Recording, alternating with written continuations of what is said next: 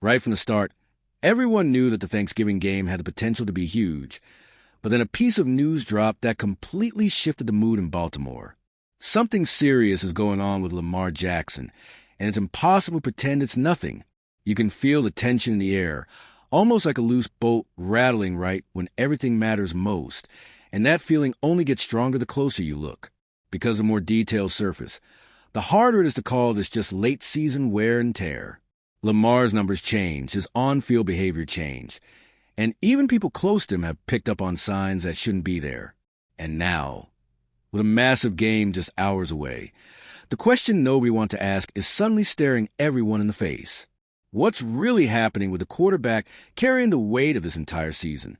Lamar Jackson is going through one of those stretches where the body starts pushing back at the absolute worst time. He entered the season ready to dominate, but instead ran into a string of issues that disrupted everything. Hamstring, knee, ankle, even his toe. He's been back on the field, sure, but it's clear the discomfort hasn't left. You can see it in the way he moves. Before, he could change direction like the field tilted in his favor. Now, every step looks measured, careful. That caution shifts the rhythm of the offense, delays reactions, and changes how confident he looks executing each play. The effort is still there, but the body just isn't responding the way it used to. What makes it even stranger is seeing a clean injury report while watching him play like something's definitely off. Anyone breaking down the Ravens tape can spot it quickly. He's dealing with pain. It's the kind of discomfort that doesn't need to be announced. It shows up in his posture, in the timing of his releases, and in those moments when he pulls back instead of letting loose. And that physical shift is now bleeding directly into performance, making it clear this isn't just about movement. It's affecting production, flow, and the way the entire offense operates around him, creating a growing sense that something bigger is unfolding behind the scenes. Lamar's numbers started telling a completely different story from the one everyone expected this late in the season. Before, topping 40 rushing yards was just another Sunday for him. After the hamstring issue, that disappeared. He stayed stuck around 10, 11 yards, almost like his leg kept reminding him of its new limitations. And when his running threat fades, the entire offense feels it. The passing game took a hit too. Lamar had been stacking touchdown throws week after week, until he suddenly didn't.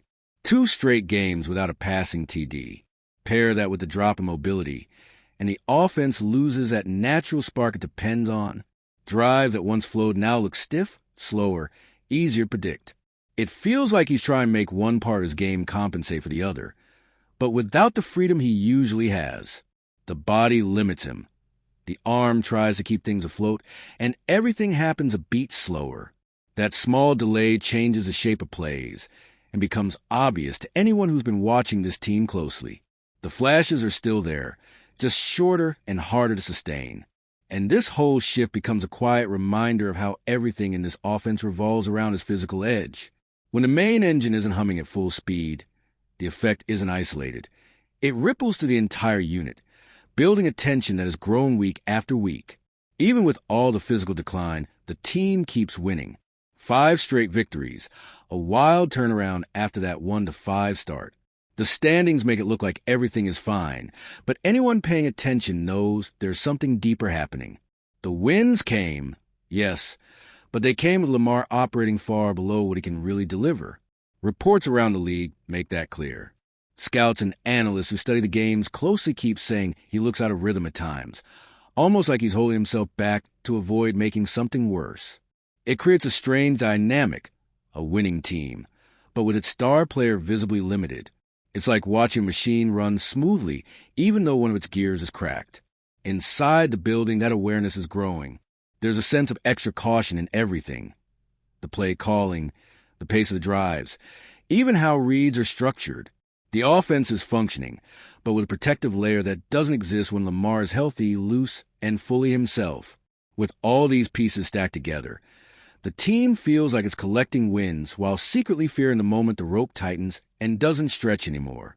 All right, we're already past the halfway point of this video, but before we continue, I noticed you haven't left a like yet.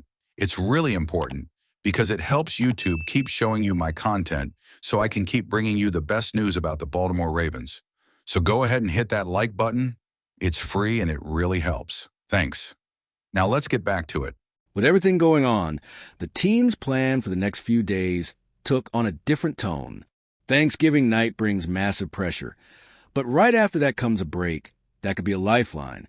10 days, arriving at the perfect moment for a quarterback whose body clearly needs space to respond. And that break isn't just downtime anymore. It's part of the strategy. The Ravens' no heavy practice loads won't help Lamar in this condition.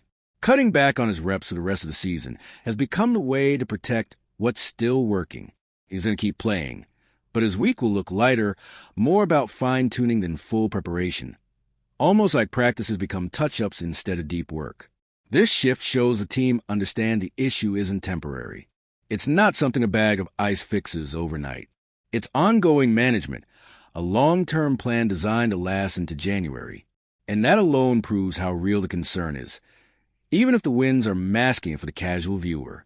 And in the middle of all this caution, the hope is that this break gives Lamar back some of the lightness he's been missing, something that might reignite a part of his game that's been dormant. As this picture becomes clearer, every upcoming game gains new importance. The showdown with Cincinnati isn't just another divisional matchup. It's a chance to watch him closely and see whether he can rediscover even pieces of that freer version of himself. It's not about demanding full explosiveness. It's about signs the body is responding again. The defense is holding strong. The offensive line has improved. And that's keeping the Ravens competitive even with a limited quarterback. The problem is that at some point, this team's ceiling depends entirely on his energy. An offense stuck in safe mode doesn't survive January football, and everyone in the building knows that. The concern isn't dramatics. It's realism. That's why every small movement from him on the field has become a clue. When he bursts, when he hesitates, when he gets the ball out quicker than usual, every detail feels meaningful. It's not overreaction. It's what happens when your most important player is clearly dealing with something that hasn't gone away. In the end, everything circles back to the same truth. The Ravens look strong, but the real strength depends on having Lamar whole. And as the next few games arrive, it'll be impossible to ignore that silent question in the background. How far can he go playing like this? With everything we've seen, this moment for the Ravens is both thrilling and unsettling. The team has stayed afloat even with Lamar clearly limited, but their true ceiling only appears when he gets back to being that player who changes a game with one snap.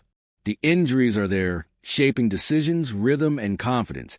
And the next few weeks will reveal whether this rest and careful management can bring back the force the offense slowly lost.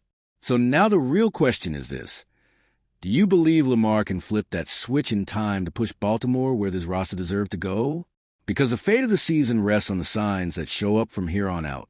And if he finds that dominant version of himself again, everything shifts, including the Ravens' path through the AFC. And if you, just like me, are passionate about the world of football and want to learn more about the Ravens' legacy, don't leave this video without sharing it with that friend who is also a Baltimore Ravens fan and will love this content. See those video suggestions on your screen? The first one was handpicked just for you, and the other is a recommendation from YouTube itself.